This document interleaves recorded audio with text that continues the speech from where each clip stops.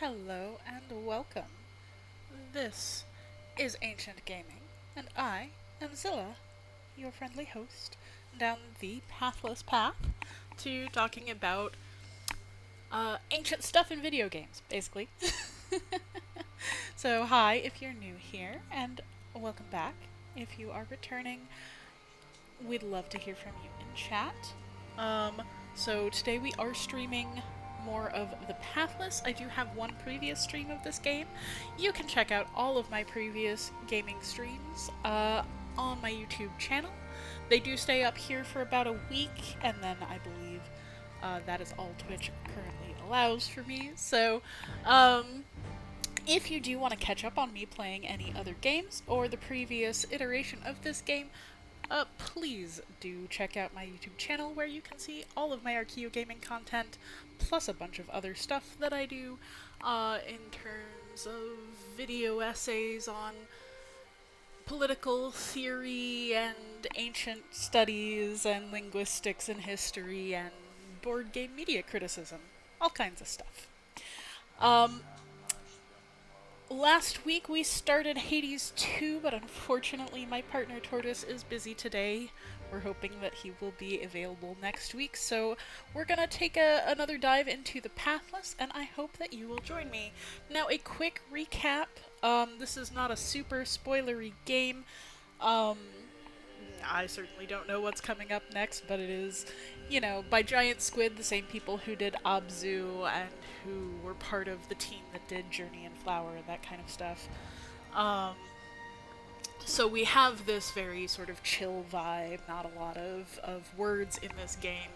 Um, but just to catch you up, we are some kind of hunter. We have a bow. We can sort of absorb power and through shooting things and turn it back into speed. Um, we have come to this island where there is a darkness that has taken over this ancient ruin of a town. There was a giant phoenix sort of dying, looking like, in the way of our path, and just at the last of last session of this game, we did free up that path forward.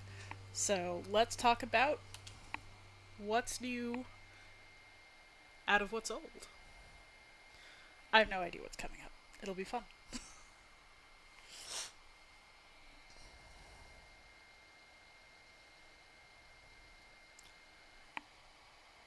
I am curious about this sort of third eye shape that we are seeing. Let me see if I remember how to... Oop, that's the other site.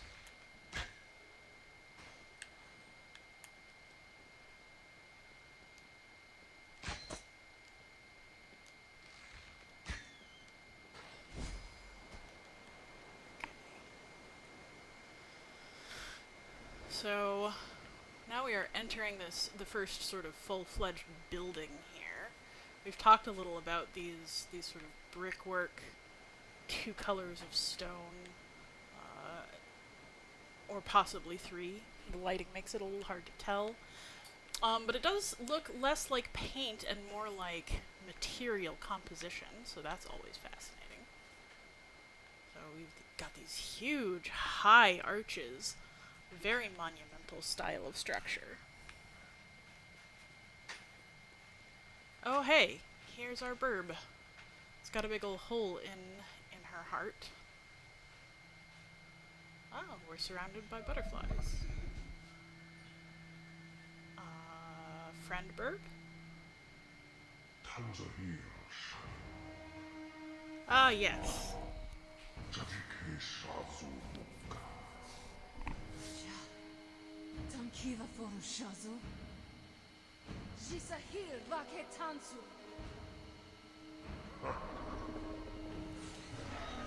So this is the Darkness Bringer.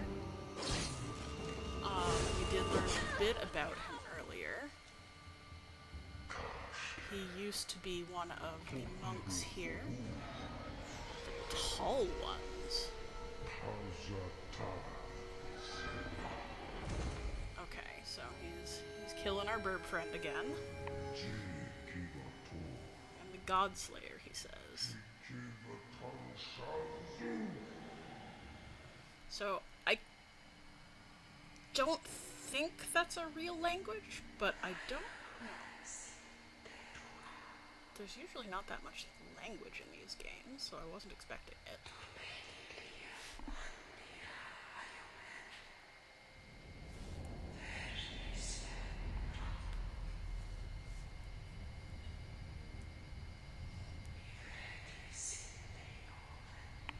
Of course, it's kind of hard to make out.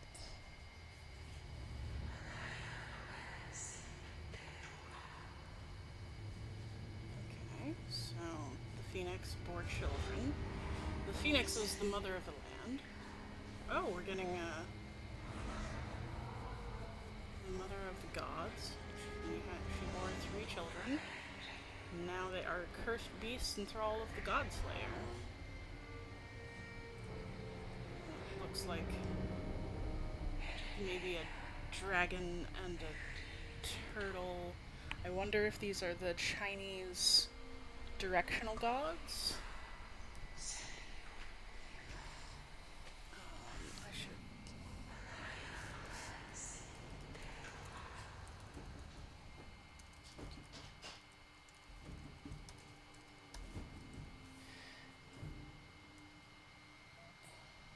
Yeah, so the 4 symbols, pardon me, my Chinese mythology is not super strong, so I am looking this one up, but it is the black tortoise of the north, the azure dragon of the east, the vermilion bird or phoenix of the south, and the white tiger of the west. I wonder if that's what we're seeing here, just because we have this phoenix character, and then those images looked so very much like a dragon and a turtle. We do have some other imagery here. So outside it's all phoenix heads, but now we have these other whole heart statues. It looks like a wolf, a double-headed eagle, a stag. We've got one missing. Is that another wolf? Maybe a dragon? It's kind of hard to say. The double-headed eagle, often a symbol in Holy Roman stuff, basically. Like you'll see it sometimes in ancient Roman stuff, not really. Becomes more prominent in heraldry. Oh, this one was a shark. Calling us back to those Abzu Sharky Boys, if you saw my playthrough of Abzu, or if you've played it yourself. So maybe these were the gods of the old world before the Godslayer came. I wonder if we can go down there. Yep. Oh. Okay. So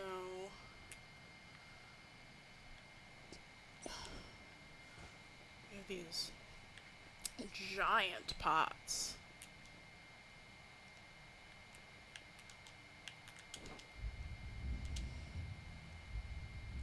So we do have this third eye vision, which is known to be dangerous. Oh, I do not have my control back. Can't break pots. It's not that kind of game. There's something up there. So the pose that these statues are in is very familiar. If you're at all familiar with ancient Greek and Egyptian and Roman art, but particularly Egyptian and Greek, this is oh, Kiernan, if you're watching, tell me the name because it's blanking right now. But the particular the fists straight to the sides and the 1 foot forward is a very common method of balancing a portrait statue, and they become more fluid over time. Okay, bird friend? Little eagle. A normal-sized eagle. Let's pet the eagle.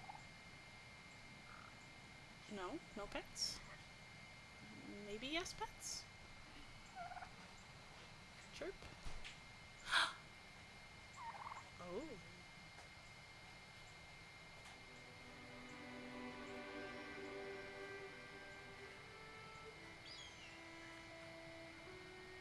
Let's wipe away all of this unfortunate dark energy, huh?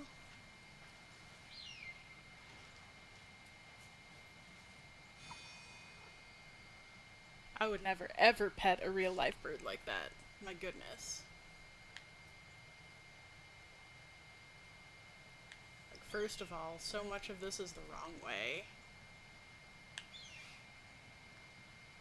But also just like, you are so likely to get attacked by a bird if it doesn't know what you're doing, if it doesn't know you, and you basically have no protection on except for the little archer guard. Why are you hopping? Birds do not typically like to hop around like that. It's not that they can't, it's that they generally don't.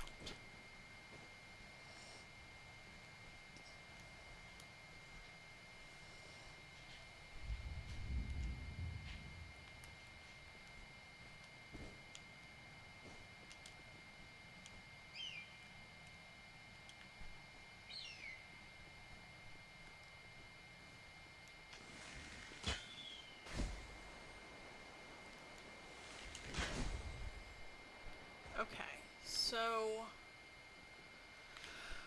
we have a task is to free the other gods, children of the Phoenix, but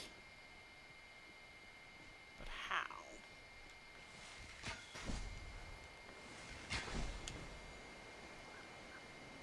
So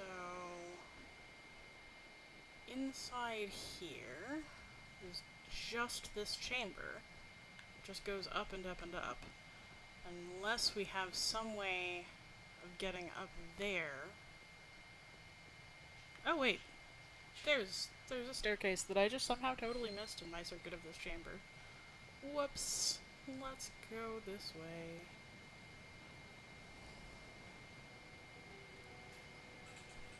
Ah, yes.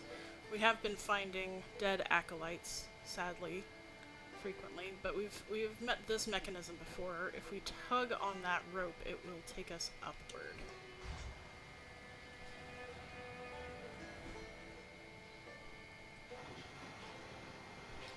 A clever mechanism. Not an unheard of one. Right? It's not completely unrealistic.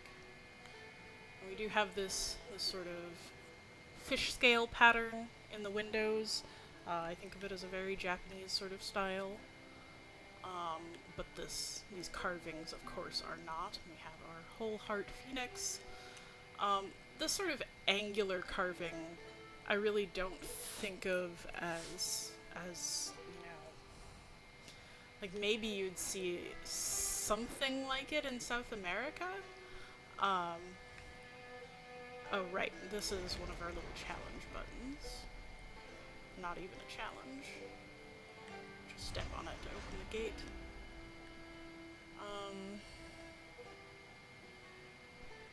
What's that?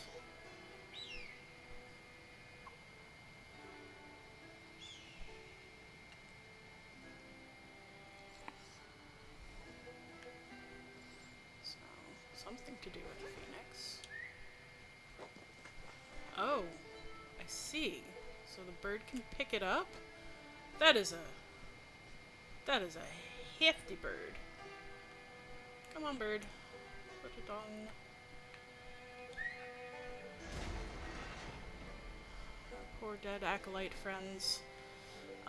The third eye seems to be. So that's obviously from Hindu and Buddhist sort of philosophy. This comes from the idea of chakra, the third eye being the source of the access point for spiritual wisdom. Oh my goodness, look at this textile. Oh, that's beautiful. Look at this pattern. I actually just saw something like this, made of completely undyed wool, just different colors of. Why is it so dark? I don't know how to make that lighter for you, but of different kinds of wool-bearing creatures. This pattern really looks sort of North American indigenous to me. It's not super unique though. You also see something like it in Persian rugs. So like the geometric block patterns are a little bit hard to trace without something specific being pulled out. And the colors could just be faded, although these other textiles are very, very bright. So these probably were browns before. These candles are somehow still lit, which is absolutely absurd. Like, how long have they been lit? Especially ones being held by somebody.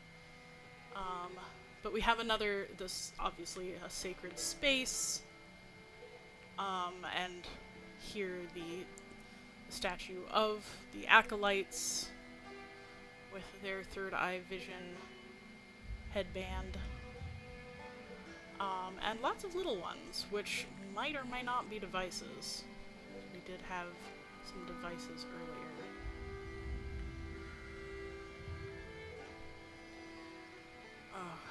Oh, scrolls. Oh, look at these beautiful scrolls. In probably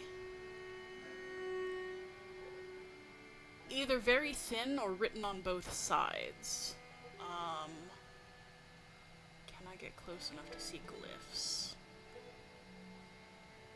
Oh, it's difficult. Okay, so I think that they did actually put glyphs on the outsides of these assets, and they're not just backwards as if they've been put through paper. It's hard to say whether this is meant to be paper or parchment. Usually when you get scrolls, it's parchment and not paper, which would not show any kind of bleed through, because parchment is made of animal skin, right? It's much too thick for that. The ink isn't going to bleed all the way to the back. But if you get something made of paper, depending on what the paper is made of, because that's made of plant fiber and it might absorb more of the ink. But usually it's also thin enough that it's better to make pages, like in a book. Kind of tough to say, but the scroll handles are beautiful but unornamented, like a lot of the stuff in here. Very elegant, but very simple. So we know that they kept scrolls rather than books, that they would write things by hand, rather than just, for instance, carving glyphs. We know that these poor people died very quickly because, look, they were in the middle of keeping scrolls. Now those pots, those very small bowls, I mean they're not very small, but like hand-sized bowls, given their placement next to the scrolls, I would say that those are probably ink bowls. They're not food bowls, they're meant for scribes. This is probably some kind of scriptorium.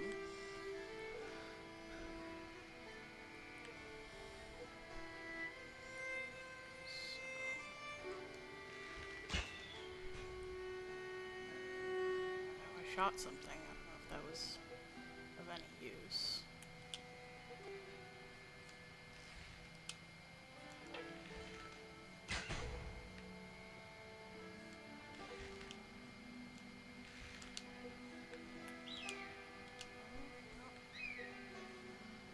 Clearly I need to get in there. There's another weight. Oh, that's an open bird beak is what that is. With the knot tied around the top, I almost thought it was a person holding it. No, but that's inside a bird beak. Is my bird actually in there? No, it's just glitching through the wall. Okay.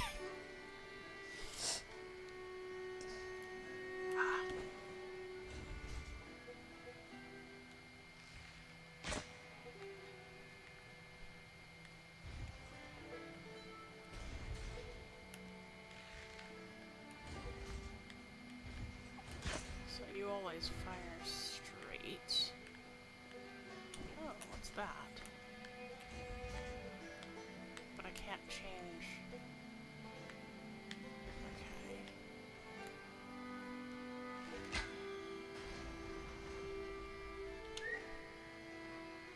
Let's see.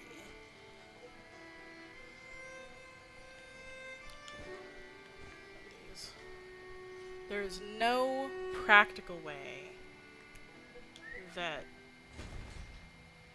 anyone would ever build a place to open like this. It's just not going to happen, you know?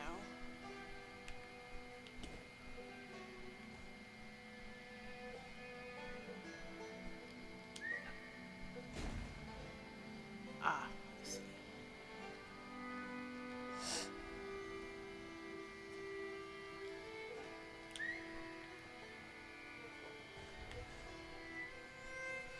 Like, no one would ever bother with this for a room they'd have to come in and out of regularly.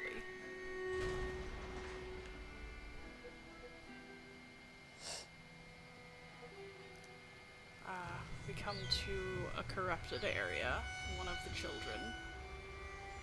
The bird is cowering.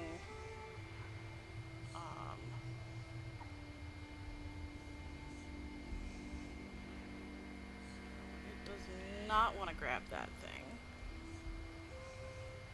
Oh, we've come to an acolyte slain by a sword that was left in him.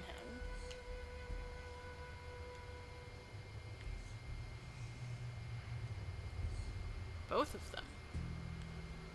Whatever animated this sword, the swords, left them in place. That's not normal.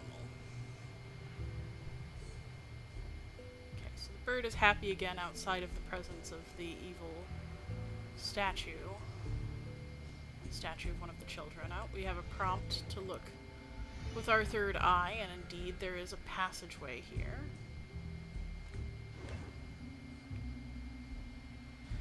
Ah, we found another guard. There are some guards. This is only the second or third one we've seen. There are some guards here. Okay, we're too close.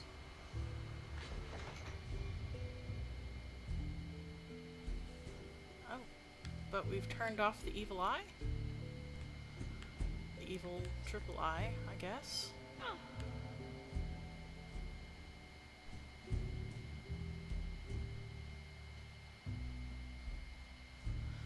It looks to me as though this is sort of tiger-ish. It's got sort of stripies, but it's kind of hard to say.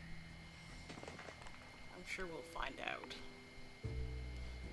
It might just be an image of the dire god slayer, whatever. Oh, here's some more textile. It's a nice red and gold pattern with tassels and a button in the middle. I always like that. You can see it's got some nice detailing there with the weaving pattern up and down. It's very sophisticated, but again, elegant and simple. And the round version of cushions. Now those are generally thought of as meditation cushions, right? The round ones. If you are learning to meditate in the Buddhist tradition, typically you'll have a round cushion to sit on, and it helps you learn to cross your legs in that particular way that you often see with the feet up above the knees. There's no way an eagle could ever fly like this, carrying something that large. Hovering is something that you have to move the air very, very quickly to do. The only birds that can do it are hummingbirds.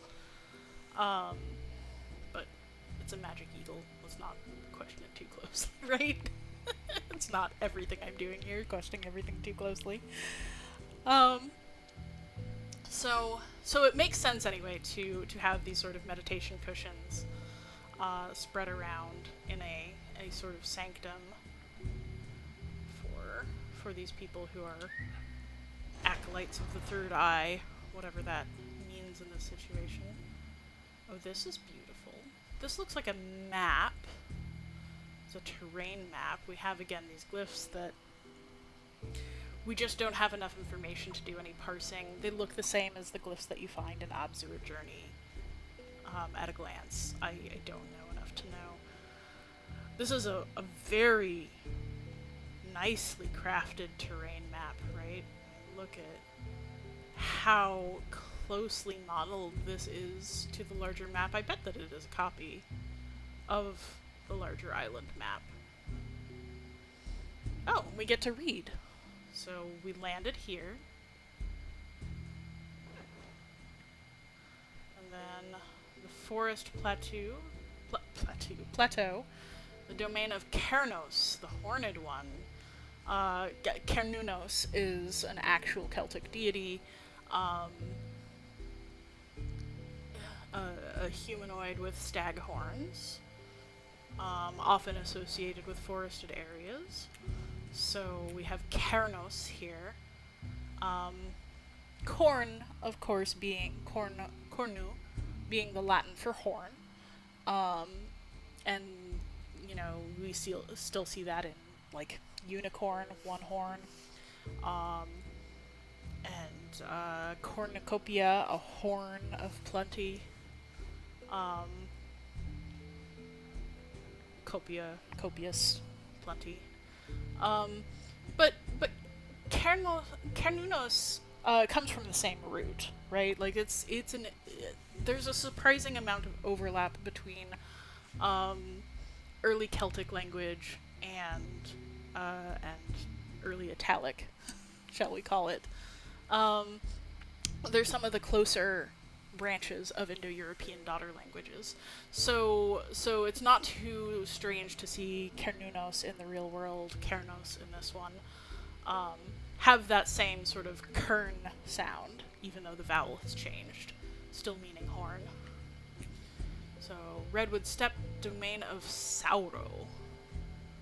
So, Sauros is the Greek word for lizard. You probably mostly know it from Tyrannosaurus Rex. But, so, you know, terrible lizard king.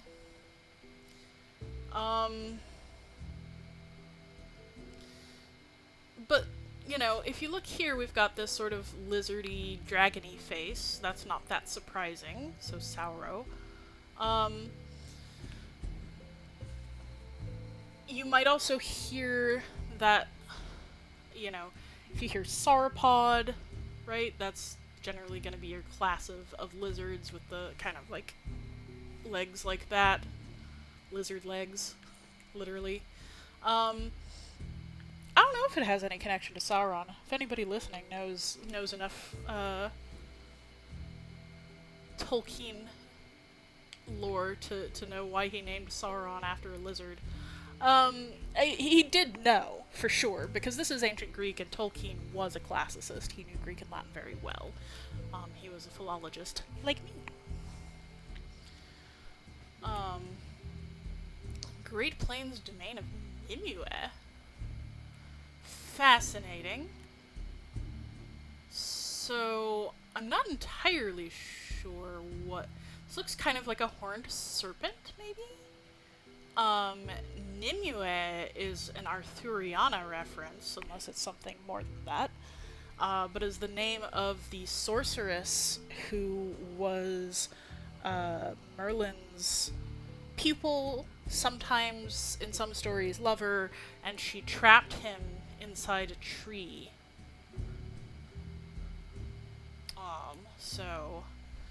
So we've got the forest for Kernos, the, what did they call this? The steppe of Sauro, the plain of Nimue, leading up to our double eagle tower here. And then up the tower we have, looks like a wolf head maybe? Kumo. Tundra of Kumo. The only meaning I can think of for Kumo is cloud in Japanese. But maybe there's something that I'm not getting here. It looks to me like a wolf, basically. Which would be pretty fitting for the tundra, right? And then up, we have this dire floating island, which used to be the nest of the Eagle Mother, our Phoenix character. And up there, Mr. Man is trying to make himself into a dark god, slayer of the Eagle Mother and her children. Oh, we have our first skeletal remains. Interesting.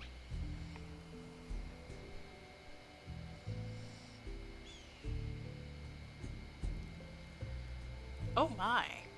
So we can jump and glide with the eagle? That is absurd. Why are you perching on a skull? Oh my. So, treat these remains with more respect, my friend.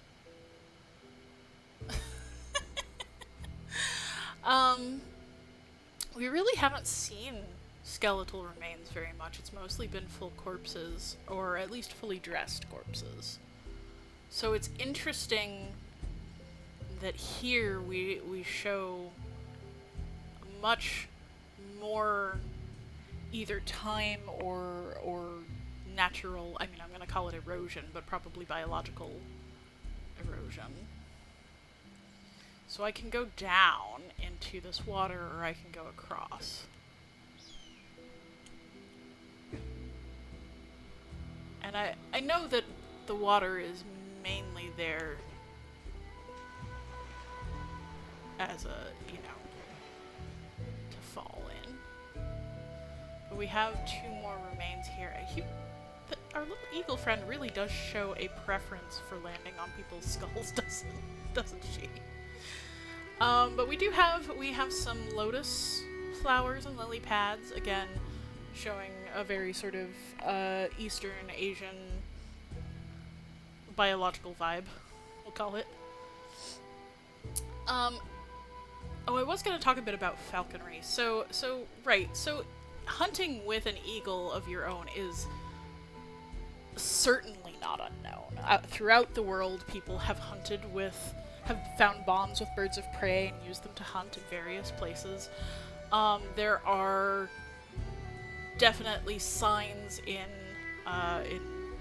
East Asia and Mongolia and China of hunting and using birds, hunting with them, using them for messengers, using them as sort of a scout aid. Even though you can't talk to them, they can do certain things if you train them, if you form a bond with them.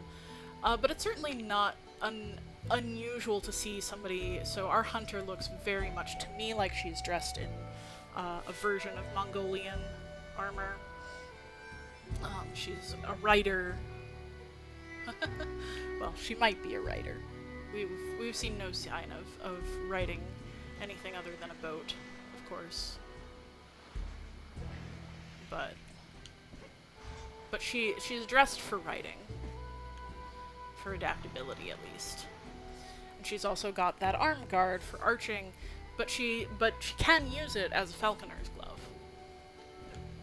And I think that's sort of intentional. Also, no bird. I don't think there's any bird that could carry a living human off like that in the real world. Maybe some of your condors, but birds are very light. Those hollow bones, they have to be. And while they can take fairly relatively large prey, they can't take it far, and usually it would not be very comfortable for the prey.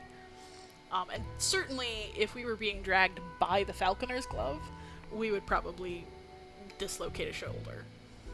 But that's sort of par for the course in these games, right? Okay, we've got a few more guards. The armor is much more degraded here. Oh, you're actually sitting on the shoulder. So we saw some guards at the top of the tower that had armor like this, but we couldn't see their bones. So these have either been here longer or been exposed to much more wear.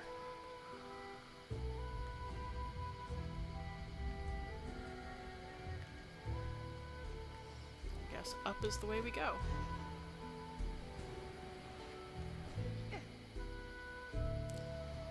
There's another weight.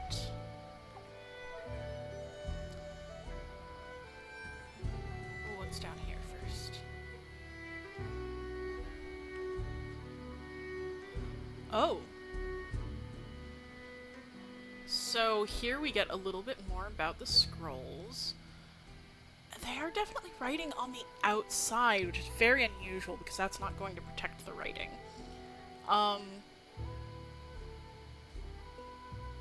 But we have, these are sort of reader tables, right? So where you pull the scroll down so that you can read it, and then you'd as you go on. What's interesting here is that you can see the directionality of their writing is vertical. Again, something that is much more common in East Asia, where you get, so in Japanese and I believe also Chinese, you get vertical columns from right to left, actually. If they write horizontally, which they often do, they'll write from left to right, but when they are writing columns, which is much more common in longer pieces, they will write a column on the right and then to the left of each one. So that's fascinating. Many more scrolls, more decorative works around here, more of these same textiles, person killed by falling debris. Many reading tables here, all in use. And then a beautiful carved wood table. This looks like redwood. There's a type of sacred cedar in Japan, very, very expensive and rare, that has about this dark red color, and is used very sparingly. A huge table of this stuff would never be left this unornamented, for one thing, although it is ornamented for here, but also would just indicate deep sacredness of the place in which it was used.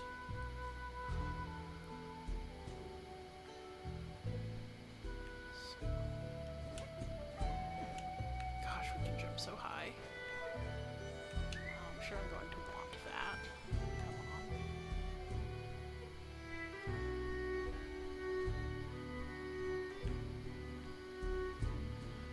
I wonder if I can jump that or if I need to glide.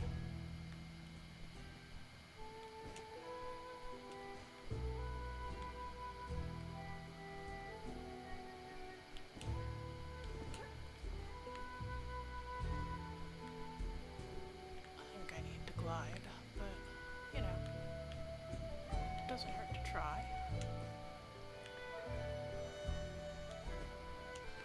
Can I jump to that column maybe and then jump up? Oops, I overshot.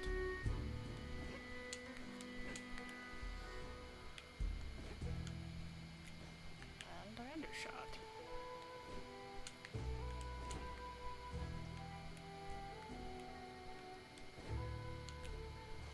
Almost. I don't think this is the way you're supposed to solve this, by the way. Oh. Okay, fine. Let's go do this a better way.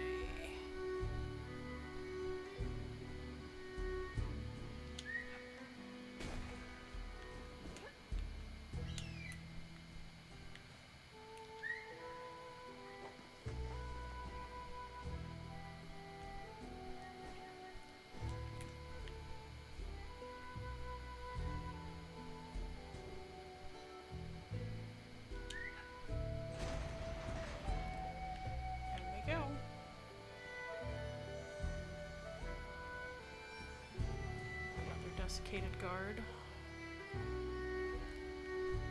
Another stack to push. This kind of button is unusual. I don't think I've actually seen anything like that in the real world, but that kind of mechanism isn't really realistic anyway. Like, neither is the weight one. Oh, and here we have a huge updraft somehow. What on earth does that mean? Oh, we have some more intricate stonework here. We have seen this kind of stuff outside. Not before. Wonder what that's all about.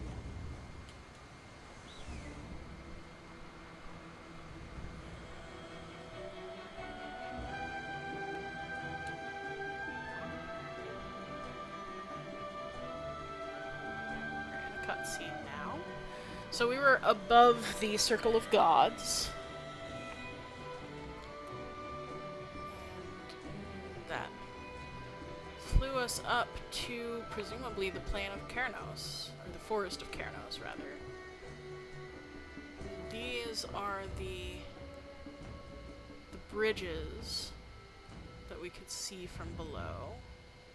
They are broken off, so these used to go out further, although none of them are positioned precise. Like, maybe that one used to go to the tower?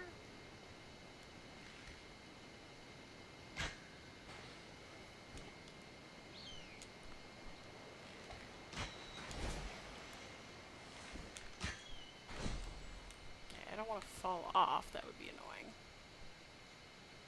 But no, none of these appear to go to the tower, which is kind of fascinating. So there's kind of no telling right now what these bridges used to be. That one it looks fairly clearly finished to me, and there's no sort of pair for it over here. But these are definitely broken, so they used to go to something grander.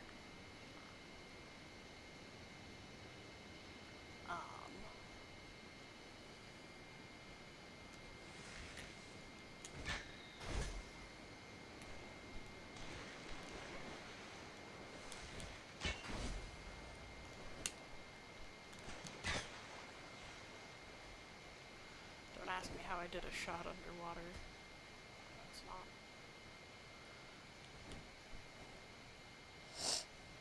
I wanted to come look. Oh.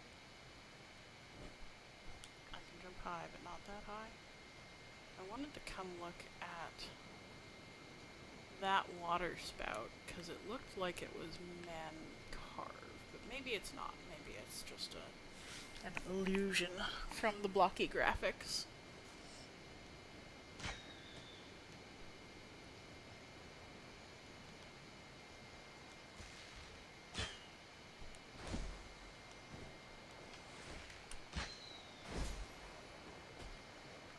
So, what's that over there? Anything?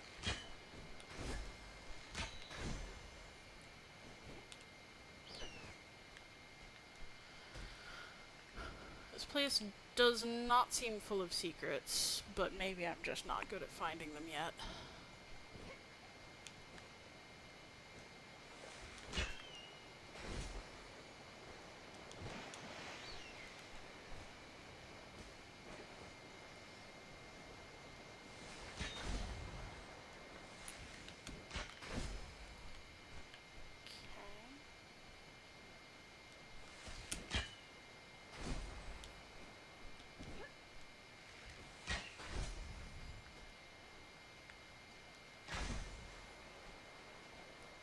Oh, what's that?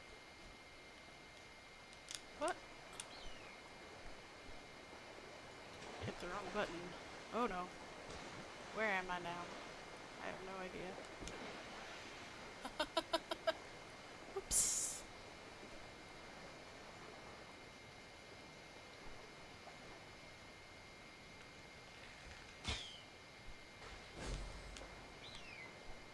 Okay. Try this again.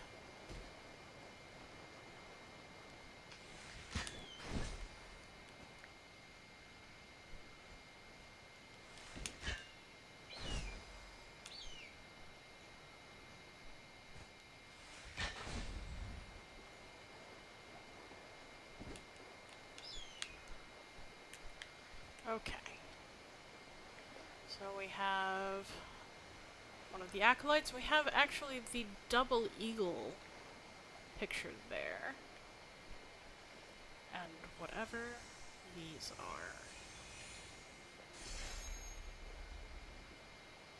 are. Okay. So I can flap while gliding, it seems.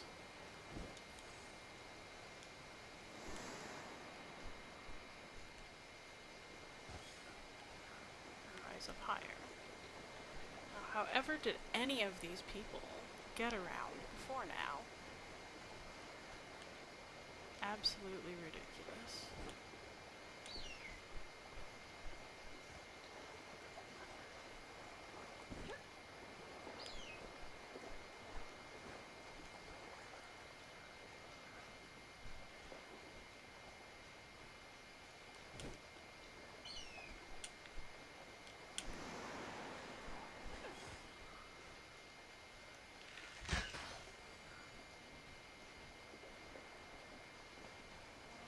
Where are we trying to go? I don't know yet.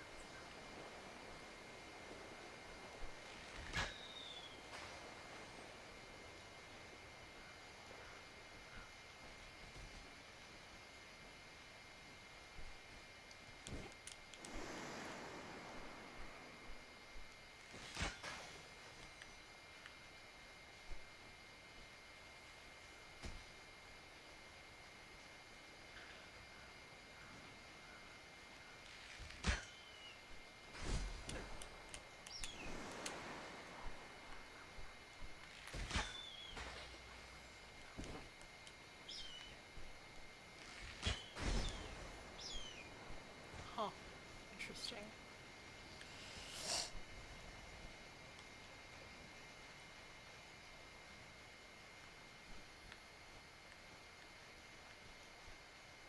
I guess we were actually trying to go over there.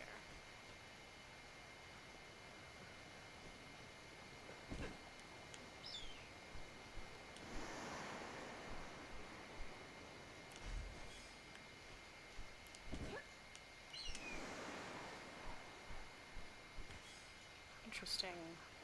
So we have these little gateways. They're awfully like torii. Japanese freestanding gates that you find at shrines. They're made of wood painted bright red or orange, which used to be just a shade of red. As my housemate was recently reminding me that the Japanese word for orange is oranji, so that tells you a lot, right? So we have these little gateways, and these are colored green and red. The red like a torii. The shape is like a torii, but it's made of brick and stone. And the patterns of those tiles are almost more. It makes me think Aztec more than anything. Those little stones at the top.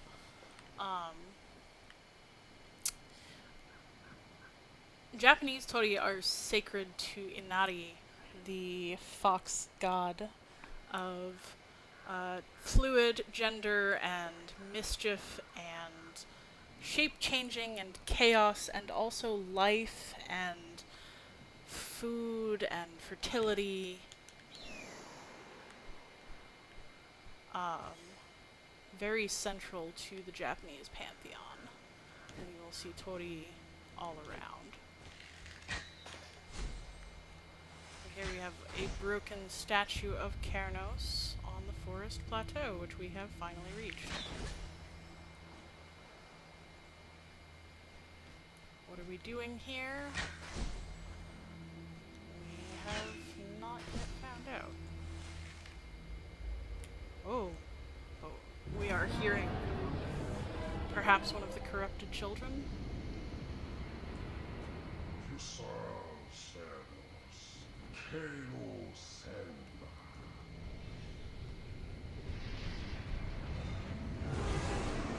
Okay. So Kernos is a corrupted god. And he's been tasked with not letting us pass.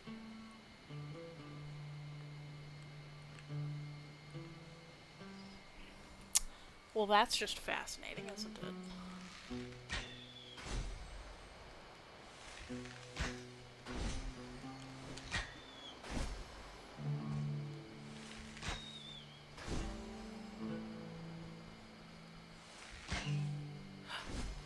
Look, deer.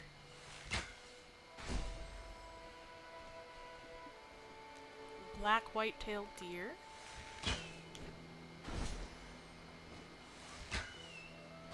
They're just normal deer. Oh, and rabbits. Or was that a just very far away doe? It's kind of hard to tell. Ah, this looks like something we might be able to interact with. Oh. What is this?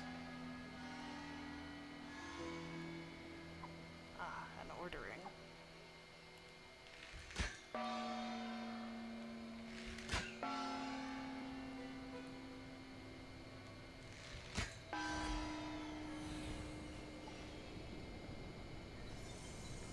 Well, Keranos didn't like that. I think we'd best run.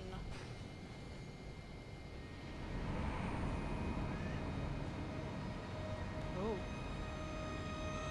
The very trees seem on fire. I don't think there's... Oh, my eagle friend is gone.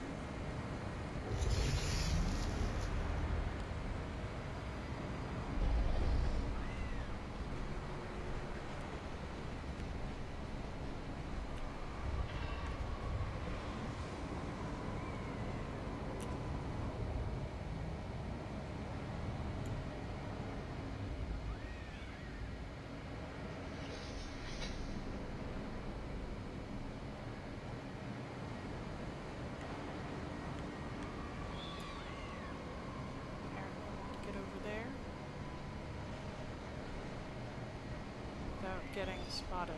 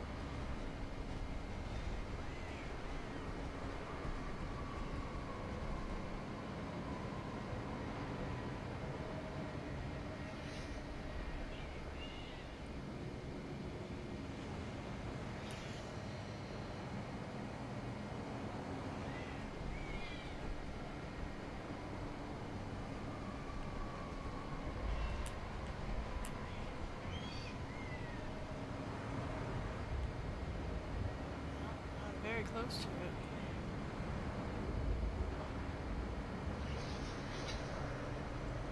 But I didn't move, so it couldn't see me, I guess.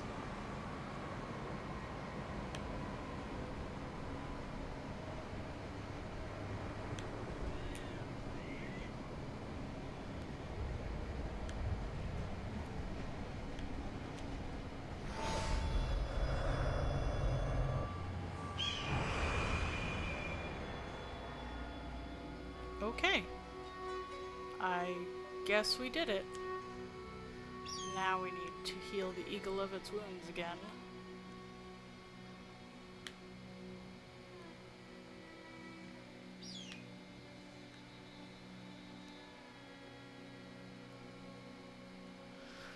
It's amazing what petting can do for someone. Honestly. Alright. Apparently that's how we deal with a corrupted god. We just stay out of the light and let the eagle take it.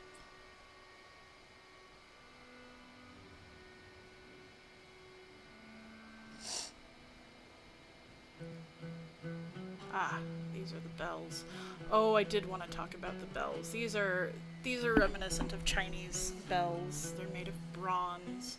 God, I love bells. They're so beautiful. But you can see that they are intricately crafted. And so Chinese music has a different uh, tone basis. I don't really know how you talk about this, but like in music, you have a regular set of scales that you listen to in sort of Western music, and that is not actually the only one there is. There are plenty of others. I believe the Chinese uses. Uh, my musical knowledge is very, very slim. I'm sorry. I really want Tortoise here for this discussion. Um, but oh, and look, the bronze is even textured. You can kind of see the pebbly texture of bronze surfaces that aren't polished. So like if you have that little like grainy texture that you get when you don't polish bronze to a shine, that's often from lost wax casting, because what that means is that there was some kind of like sand or grain in the procedure. But I don't know a ton about Chinese bronze work, but it is gorgeous. So they do have colored bands that it's not clear to me. I think that's rust, which is interesting.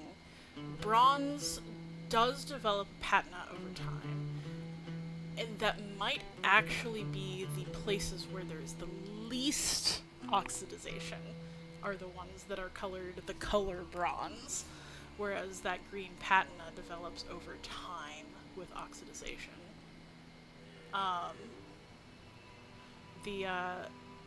The way that you typically play a Chinese bell is percussive from the outside. So with a knock, they don't tend to have clappers, is what I mean. All bells are somewhat percussive, right? They have clappers on the inside when you have the sort of like the Western bell shape.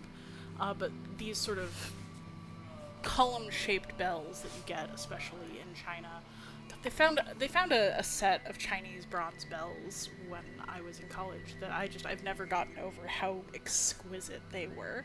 It was a set, they were each about this big, and there was a full set of them, like a whole room made up of one at each half tone, and each of them had sort of a quarter tone.